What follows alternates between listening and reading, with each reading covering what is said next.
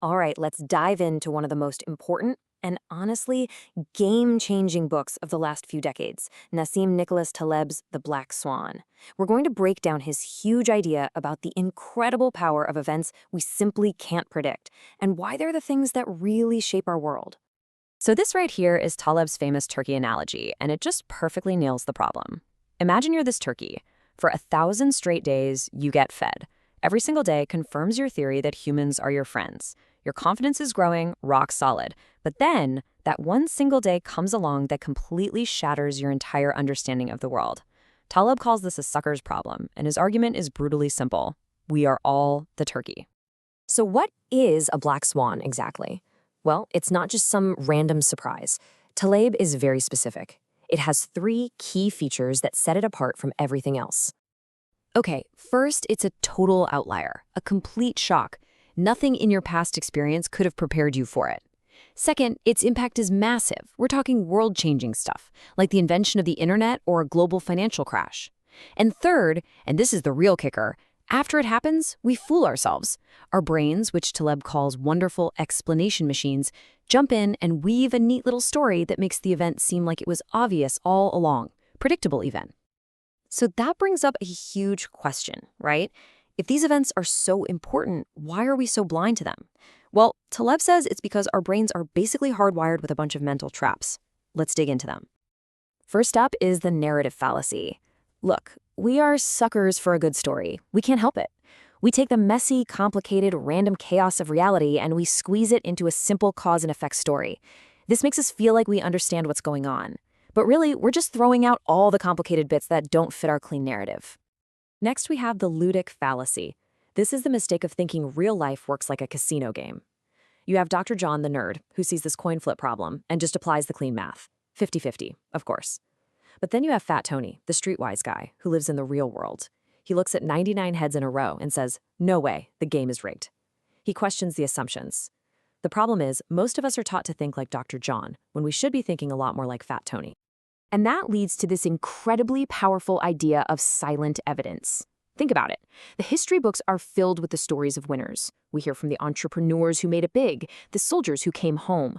But what about all the failed businesses? What about the soldiers who didn't come home? Their stories are silent. It's like a graveyard of evidence that we never see. And because we only study the survivors, we get a dangerously rosy picture of reality. We never ever hear from the dead. So, if our world isn't some neat, predictable game, then what is it? Well, Taleb splits reality into 2 completely different domains, 2 different worlds. On one side, you've got Mediocristan. This is the realm of the average, the normal, the predictable. Think about human height.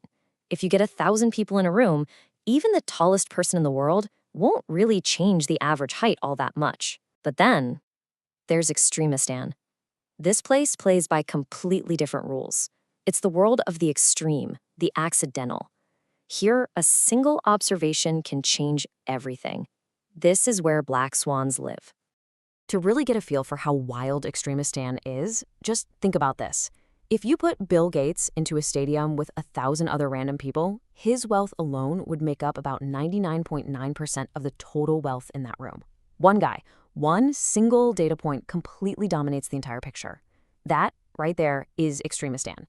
And Taleb's big point is that more and more of our modern world operates just like this. So if we live in this crazy world of Extremistan, what's the main tool of thought that's making us so blind to it? Well, Taleb has a very clear villain in mind, the bell curve. He doesn't pull any punches. He calls the bell curve the great intellectual fraud. Why so harsh? Because the bell curve was built for Mediocristan. It assumes that extreme events are so incredibly rare that you can basically just ignore them. And while that might work for things like human height, applying it to the stock market or to history, well, for Taleb, that's not just a mistake, it's intellectual malpractice. This quote just says it all, doesn't it? An average depth of 4 feet sounds totally safe. But what if that average comes from one part being 1 foot deep and another part being 20 feet deep? Relying on the average is not only useless, it's potentially deadly. It tells you nothing about the risk of the extremes. And here's the thing to remember. The bell curve comes from processes that look like a pinball machine. It's a world of clean, predictable, sterilized randomness. But the real world? It's not a pinball machine. Market crashes, scientific breakthroughs, wars, they don't follow these nice, tidy rules. The randomness is wild, interconnected, and has consequences that are off the charts. Okay, so this might all sound a bit bleak. The world is ruled by things we can't predict, and our favorite tools for understanding it are broken. So, what are we supposed to do? Let's get to the practical stuff. Here's the big mental shift you have to make. The goal isn't to get better at predicting black swans. That's a fool's game.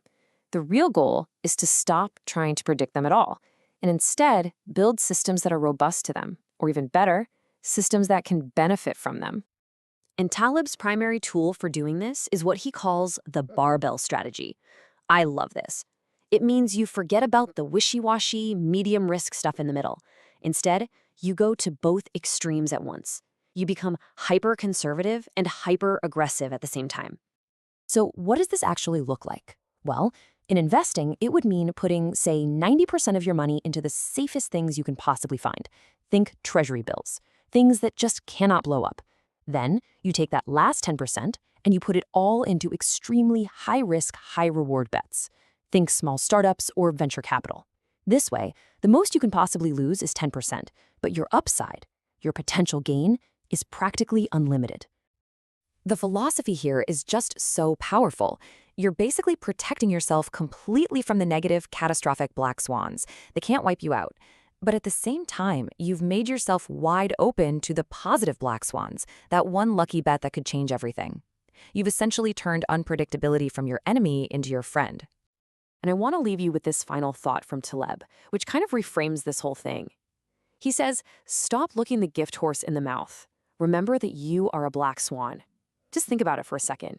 The odds of your specific existence, of you being born, right here, right now, were astronomically small. You are, yourself, a high-impact, low-probability event. So maybe, just maybe, we shouldn't fear the improbable. After all, we're all living proof of its incredible power.